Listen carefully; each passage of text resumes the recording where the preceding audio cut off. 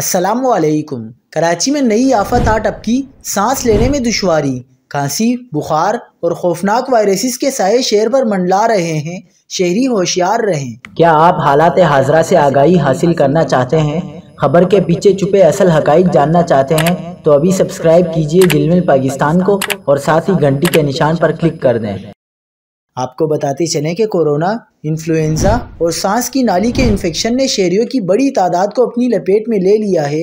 डाव अस्पताल के माहिरीन के मुताबिक रोज़ाना खांसी और बुखार के अलामात के साथ आने वाले 25 से 30% मरीजों में कोरोना मुस्बत निकल रहा है। मजीद बरां बच्चों में 5 से 10% तक RSO और दीगर सांस के वायरसेस की तस्दीक हो रही है। अस्पतालों के वार्ड्स मरीजों से भर चुके हैं और हर तरफ मायूसी और बेबसी का आलम है।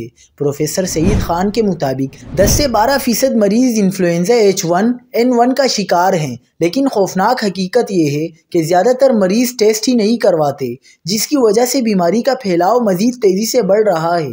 माहिरीन ने शहरियों से अपील की है कि वो मास्क पहने, खुद को ढांप कर रखें